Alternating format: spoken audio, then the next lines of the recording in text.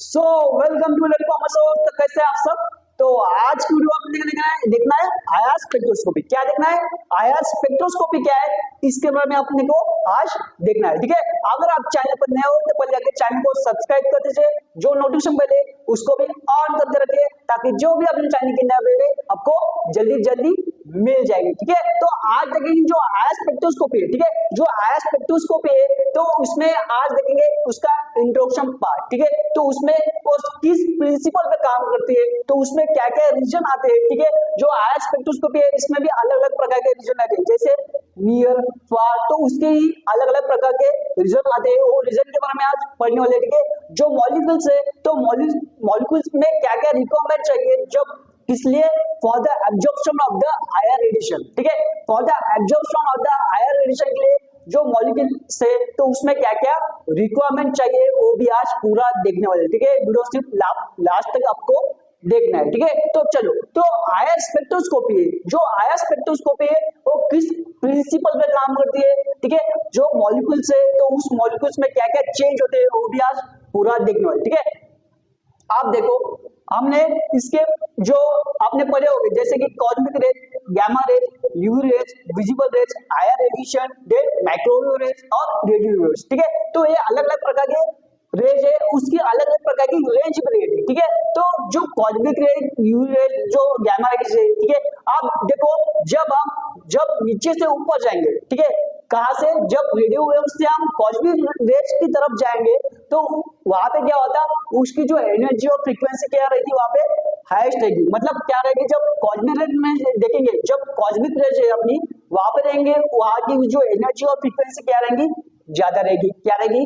ज्यादा रहेगी। जैसे गामा रेज की ज्यादा रहेगी, कहां से, यूवी रेज से ज्यादा रहेगी गामा रेज की। विजिबल रेज से जो यूवी रेज है इसकी एनर्जी और फ्रीक्वेंसी ज्यादा रहेगी। मतलब देखो, जब हम नीचे से ऊपर जाएंगे तो नीचे से ऊपर जाएंगे तब क्या होगा, जो एनर्जी और फ्रीक्वेंसी वो बढ़ जाती है।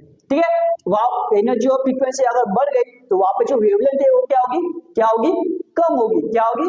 कम होगी। ठीक है, तो जब हम क्या करेंगे, जब नीचे से ऊपर जाएंगे तब अपनी जो एनर्जी और फ्रीक्वेंसी हो बढ़ती जाती है, और जब हम नीचे से ऊपर जाएंगे, ठीक है, नीचे से ऊपर ही जाएंगे तब क्या होगा, जो अपनी वेवलेंथ है वो क्या होगी, डिक्रीज हो जाएगी। मतलब यहाँ पे अगर हाईएस्ट एनर्जी फ्रीक्वेंसी तो यहाँ पे क्या होगा, जो वेवलेंथ है वो क्या होगी, डिक्रीज हो जाएगी। ठीक है, और जो आप नीचे देखो, आप जब ऊपर से नीचे आएंगे, जब हम ऊपर से नीचे आएंगे तो क्या होगा, देखो, जो एनर्जी और फ्रीक्वेंसी है, जो एनर्जी और फ्रीक्वेंसी यहाँ पे क्या है, लोवेस्ट है। क्या है?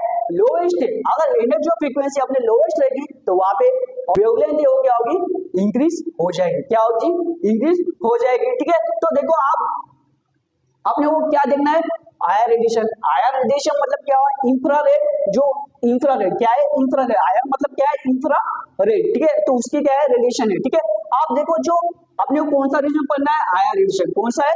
आयर रेडिएशन है, तो उसके बारे में आज अपने को देखना है। ठीक है, चलो, तो आयर रेडिएशन क्या है, देखो, it is a line in between the visible और माइक्रोवेव रेज। ठीक है, देखो, अब यहाँ पे देखो, जो यूवी और देखो विजिबल रेज और माइक्रोवेव, इस बीच में, इसके बीच में कौन सा रीजन है, आयर रेडिएशन का। किसका है? आयर रेडिएशन का रीजन है। ठीक है, तो देखो, और इट इज अ वाइब्रेशनल और रोटेशनल स्पेक्ट्रोस्कोपी। क्या है?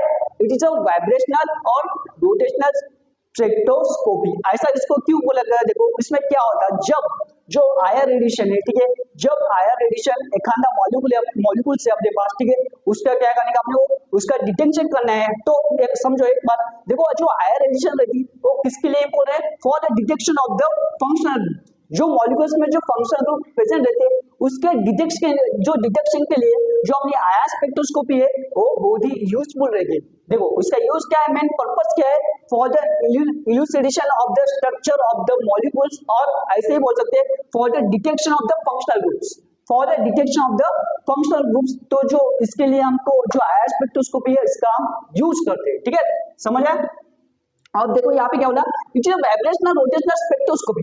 अब इस पर देखो, it is a vibrational rotational spectroscopy. इसको क्यों बोला गया है?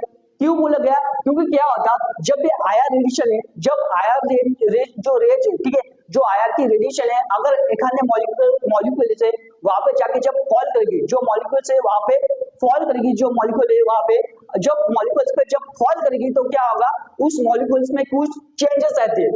तो मॉलिक्यूल्स में क्या चेंजेस आते हैं, और जो आयर रेडिएशन है तो मॉलिक्यूल्स जो एब्जॉर्ब करने के लिए कुछ रिक्वायरमेंट होती है, ठीक है। अगर तो आप देखो इसमें क्या होता है, जब एक आयर रेडिएशन है, जब जो आयर रेडिएशन है किस पे फॉल करते हैं, जब आयर रेडिएशन है अगर एक मॉलिक्यूल से अपने पास और जो मॉलिक्यूल से दो आइटम्स है और दो आइटम्स किससे अटैच है, बॉन्ड से अटैच है, ठीक है। दो आइटम किससे अटैच है, बॉन्ड से अटैच है।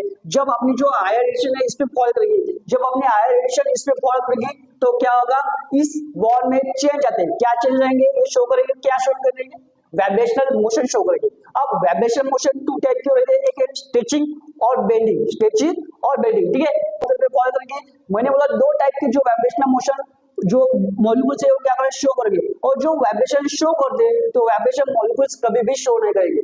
वाइब्रेशन कौन शो करेगा, वाइब्रेशन बॉन्ड शो करेंगे। कौन शो करेंगे, बॉन्ड। जो दो एटम्स है इसके बीच में जो बॉन्ड है तो बॉन्ड वाइब्रेशन मोशन शो करता है। आइदर ये स्ट्रेचिंग होगा और बेंडिंग भी हो सकता है, ठीक है। तो वो आगे हम डिटेल्स में पढ़ने वाले, ठीक है। तो यहाँ तक मैंने पढ़ा क्या है, it is vibrational rotator spectroscopy समझ आया। Then it is also type of absorption spectroscopy, ठीक है। और जो मॉलिक्यूल्स है, देखो यहाँ पे क्या बोला, it is also type of absorption spectroscopy, ऐसा क्यों बोला देखो। तो इसमें क्या होता, जब जो आयर रेडिएशन है अगर वो एक मॉलिक्यूल से इस पे फॉल होगी, ठीक है, वो पड़ेगी, जो मॉलिक्यूल्स है अगर उस पे पड़ेगी तो देखो जो मॉलिक्यूल्स में एब्जॉर्प्शन, ठीक है, मॉलिक्यूल्स की एब्जॉर्प्शन प्रॉपर्टी किस पे डिपेंड है, उसके डायपोल मूवमेंट में, उसके जो डायपोल मूवमेंट है, ठीक है।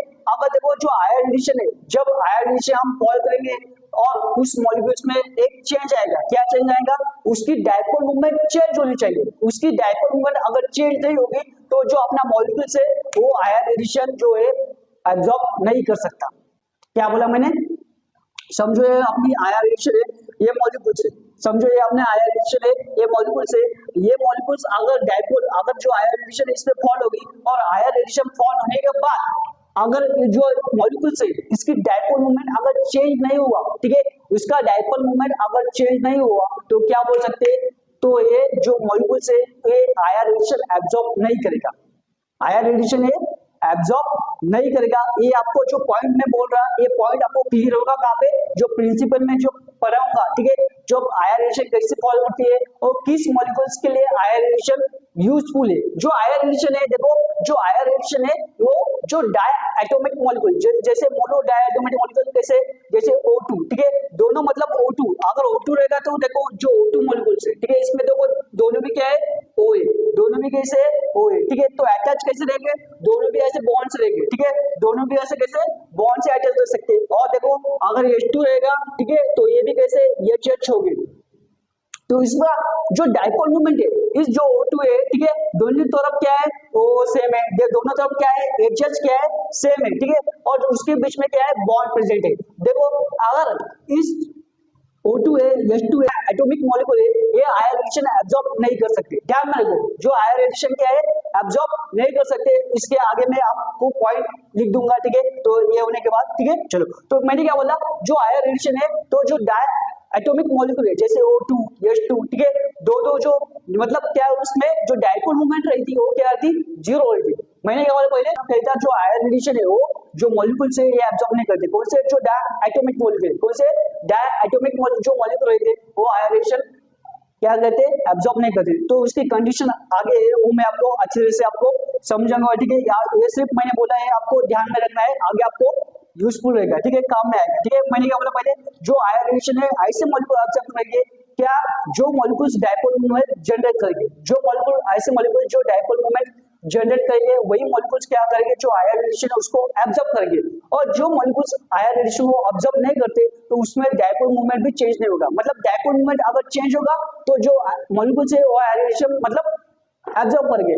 अगर डायपोल मूवमेंट उस मॉलिक्यूल में चेंज नहीं होगा तो जो आयर रेडिएशन है वो मॉलिक्यूल्स एब्जॉर्ब नहीं करेगा, ठीक है। आगे देखेंगे, देखो ये एब्जॉर्प्शन स्पेक्ट्रोस्कोपी क्या है, it is also a type of absorption spectroscopy और उसकी रेंज देखो 2.5 माइक्रोमीटर और 15 माइक्रोमीटर। जो आयर स्पेक्ट्रोस्कोपी रहती, जो आयर स्पेक्ट्रोस्कोपी मोस्टली इसकी जो रिजल्ट है किसमें रहते हैं, हम जो वेव नंबर है, वेव नंबर का जो यूनिट है जैसे सेंटीमीटर इनवर्स, तो उसमें हम लेते ज्यादातर, ठीक है। तो ये माइक्रोमीटर में, ठीक है, तो आप ये लिख लो। और इसका जो मोस्टली जो रिजल्ट है, जो ग्राफ रहता, जो आईआर स्पेक्ट्रोस्कोपी का ग्राफ रहता, तो किसके बीच में रहता, किसके बीच में रहता, जैसे absorption spectroscopy, sorry absorption and उसके versus absorption versus wave number, तो इसके बीच में इसका ग्राफ रहता है, ठीक है। तो वो भी हम आगे देखेंगे। तो एनर्जी एंड वो अब इसकी एनर्जी है, तो energy is less than the UV and visible spectroscopy. मैंने यहाँ पे बोला, यहाँ पे देखो, तो इसकी एनर्जी कैसे रहेगी, क्योंकि क्या है, जब हम नीचे से ऊपर जा रहे हैं तो उसकी क्या है, एनर्जी और फ्रीक्वेंसी बढ़ रही है, बट वेवलेंथ क्या है, डिक्रीज हो रही है, ठीक है। देखो यहाँ पे वही पॉइंट लिखा मैंने, इसकी रेट जो एनर्जी कैसे है, जो विजिबल रेज है, यूवी रेज है, इससे क्या है, कम है, ठीक है। देन देखो इसकी जो एनर्जी है, तो एनर्जी कितनी है, देखो 8 to 12 kilo per mole in wavelength, but less frequency energy, ठीक है। यहाँ पे मैंने क्या बोला, देखो ये कैसा है, यहाँ पे अभी मैंने पॉइंट डिस्कस किया, आप देख लो, ठीक है। क्या बोला मैंने, जब आप नीचे से ऊपर जाएंगे तो उसकी एनर्जी और फ्रीक्वेंसी यहाँ पे बढ़ रही है और वेवलेंथ क्या होगी, डिक्रीज होगी, मतलब ये क्या है, एनर्जी और फ्रीक्वेंसी बढ़ रही है तो वेवलेंथ क्या है, डिक्रीज हो जाएगी, ठीक है। तो ये ध्यान में रख लो। देन अब बोलो, यहाँ पे देखो, it is use for detection of the functional groups, क्या है, it is use for detection of the functional group, ठीक है। आप देखो, मैंने इसके पहले ही बोला था आपको, जो आईआर स्पेक्ट्रोस्कोपी है मेनली किसके लिए यूज करते हैं हम, for detection of the functional group, किसके लिए, for the detection of the functional group. आप देखो इसको, देखो, और जो आईआर स्पेक्ट्रोस्कोपी है, जो आईआर स्पेक्ट्रोस्कोपी है, इसको और हम इसको क्या बोल सकते हैं, फिंगरप्रिंटिंग ऑफ मॉलिक्यूल्स। अब इसको फिंगरप्रिंटिंग क्यों बोला गया है, देखो, तो इसमें क्या, तो जो आईआर स्पेक्ट्रोस्कोपी है वो स्पेसिफिक जो मॉलिक्यूल्स है उसका ई स्पेक्ट्रा देगा, ठीक है। जैसा देखो एक मॉलिक्यूल है, यहाँ पे देखो जो आईआर स्पेक्ट्रोस्कोपी है इसको फिंगरप्रिंटिंग क्यों बोला, मॉलिक्यूल ऑफ द मॉलिक्यूल्स, क्योंकि जैसे जो अपने थंब है, ठीक है, जो अपने फिंगर है, तो जो अपने फिंगर है तो ये अलग अलग लोगों के अलग अलग रहेंगे, ठीक है, सबके अलग अलग लोगों के अलग अलग रहेंगे, ठीक है। जो फिंगरप्रिंट है अपनी कैसे है, अलग अलग है, तो इसके लिए क्या है, जो मॉलिक्यूल्स है, तो वही मॉलिक्यूल्स है, अगर डिफरेंट डिफरेंट अपने पास मॉलिक्यूल्स है और उसकी क्या हम क्या करें, आईआर जो रेडिएशन, मतलब उसके आईआर में एनालिसिस करेंगे, मतलब उसको डिटेक्शन करेंगे, तो वो क्या करेगा, जो मॉलिक्यूल्स है वो भी क्या करें, फंक्शनल ग्रुप से, तो उस फंक्शनल ग्रुप से जो मॉलिक्यूल्स में फंक्शनल ग्रुप प्रेजेंट है, तो उस फंक्शनल ग्रुप का जो एब्जॉर्प्शन आएगा, जो स्पेक्ट्रा आएगा, तो वो कैसा अलग अलग ही रहेगा। मतलब अगर OH है फंक्शनल ग्रुप से, देन कीटोन है, देन अपना जो कार्बोक्सिल ग्रुप है, ठीक है, तो ऐसे अलग जो फंक्शनल ग्रुप है, तो उसकी जो एब्जॉर्प्शन है, वैल्यू है, जो वेवलेंथ को जो ऑब्जर्व करने वाली जो वैल्यू है, वो क्या रहेगी, अलग अलग रहेगी, ठीक है, कैसी अलग अलग रहेगी, और उसका स्पेक्ट्रा भी क्या रहेगा, अलग अलग रहेगा। तो इसके लिए जो स्पेक्ट्रोस्कोपी है, आईआर स्पेक्ट्रोस्कोपी, जो स्पेक्ट्रोस्कोपी है, तो इसको क्या बोला गया फिंगरप्रिंटिंग। जो फिंगरप्रिंटिंग मतलब वो एक यूनिक की तरह, मतलब जो थंब से आपने जो हैंड के जो फिंगर है, इसके जो फिंगरप्रिंटिंग हम लेंगे तो उसके अलग अलग आएंगे, ठीक है। तो ये देखो डिफरेंट मैन जो पर्सन है इसके भी अलग अलग रहेंगे, तो उस बेस पे काम करता, मतलब इसको क्या बोलता है, फिंगरप्रिंटिंग की तरह काम करता है, ठीक है। तो because each and every molecule show their unique spectra under the IR radiation at a different wavelength। भाई ये देखो, ये मैंने पॉइंट आपको अभी क्लियर किया, क्या देखो, because each and every molecule show their unique spectra under the IR radiation at a different wavelength, ठीक है, at a different wavelength. Then आप देखो इसकी रेंज देखो, इसमें नैनोमीटर, यहाँ पे क्या है माइक्रोमीटर, और यहाँ पे नैनोमीटर में देखिए दी वाली है, ठीक है, 800 से 2500 नैनोमीटर, ठीक है, देख लो। देन एक्सेप्ट इनहांसोमर, ठीक है, आप देखो मैंने क्या बोला, जो अपने फिंगर है, ठीक है, जो अपने फिंगर है इसके अलग अलग प्रेशर के अलग अलग फिंगरप्रिंट आती है, ठीक है, और जो मॉलिक्यूल्स है, जो ग्रुप है, अलग अलग उसका स्पेक्ट्रा देंगे, जैसे carboxyl group, OH group, then जो कीटोन ग्रुप से, तो उसके जो वेवलेंथ है, उसके एब्जॉर्प्शन की जो पावर है अलग अलग रहेगी, ठीक है, अलग अलग वेवलेंथ पे जो हम क्या करेंगे, एब्जॉर्ब करेंगे, ठीक है, तो इसके लिए इसको क्या बोला, फिंगरप्रिंटिंग।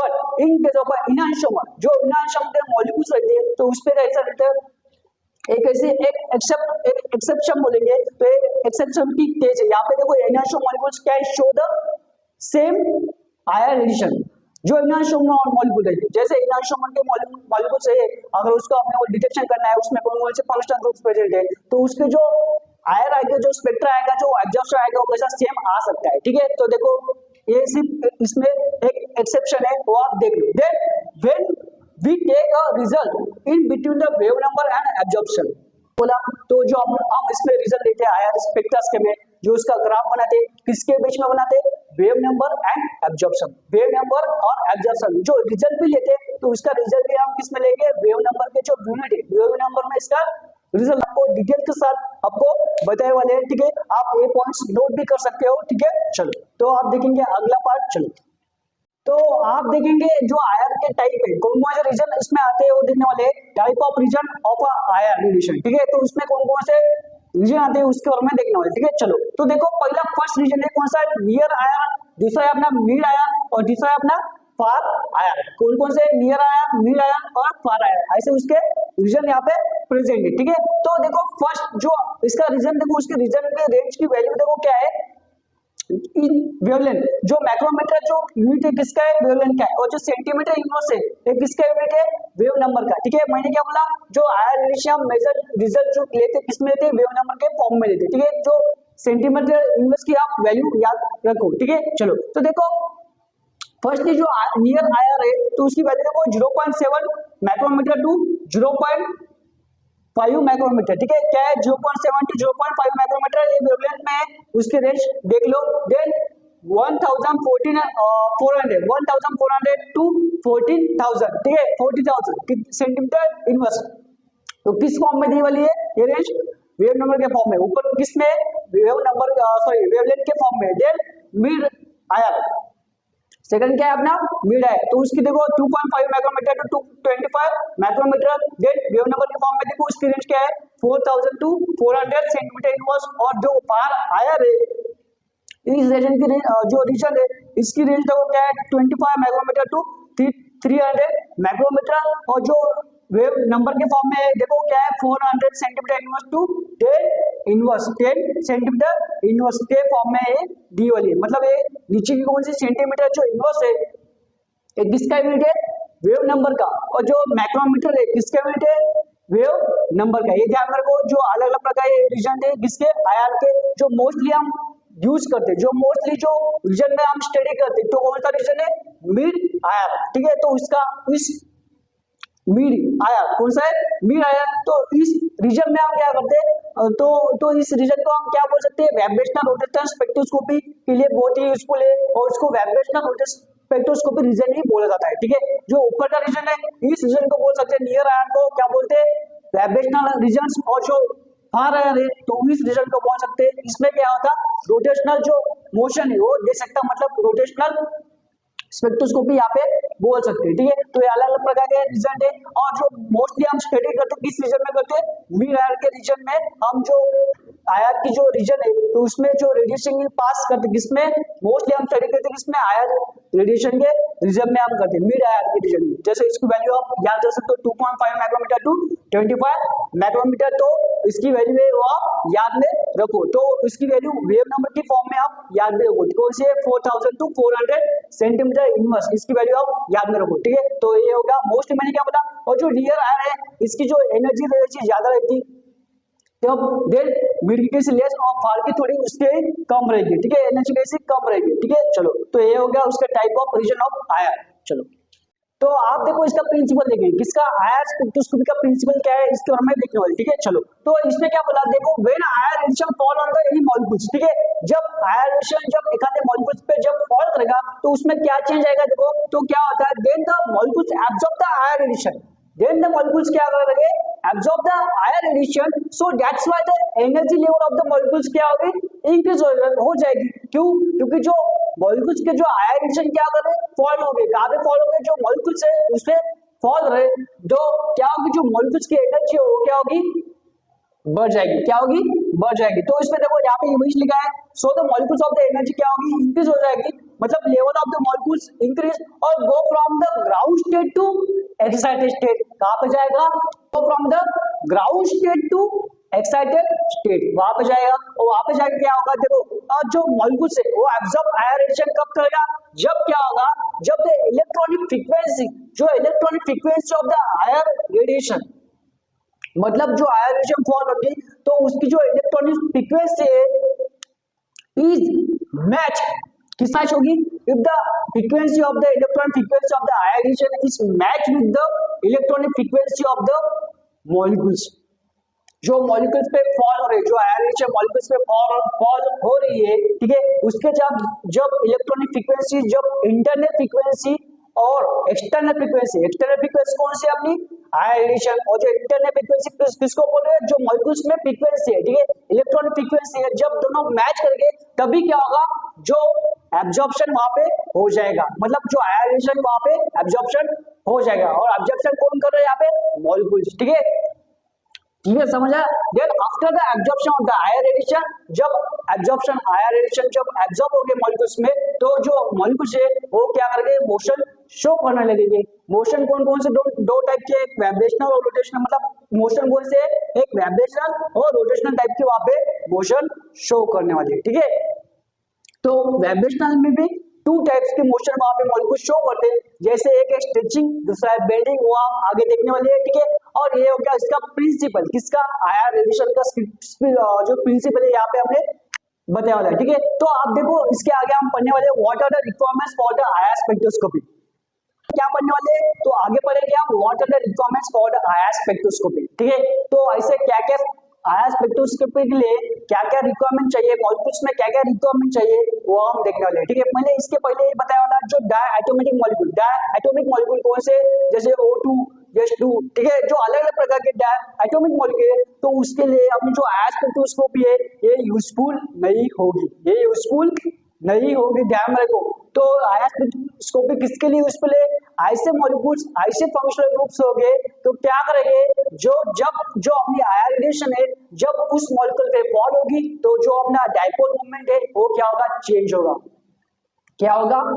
होगा, और वही मॉलिक्यूल क्या करेंगे, जो आयर रेडिएशन है उसको क्या करेंगे, एब्जॉर्ब करेंगे, वो हम आगे देखेंगे what are the requirements for IR spectroscopy, ठीक है, तो हम आगे देखेंगे, ठीक है। तो अगर आपको वीडियो अच्छा लगे तो आज की वीडियो में हमने क्या कवर किया, एक introduction part, what are type of regions of the IR spectroscopy and then what is the principle of the IR spectroscopy, ठीक है। तो आपको वीडियो अच्छा लगे तो वीडियो को लाइक कीजिए और चैनल को भी सब्सक्राइब करके रखिए, ताकि जो भी आप चैनल के नए अपडेट है आपको जल्दी मिल जाएगी। तो आगे देखेंगे what are the requirements for the IR spectroscopy, ठीक है। चलो मिलेंगे अगले वीडियो में, तब तक के लिए bye, thank you so much.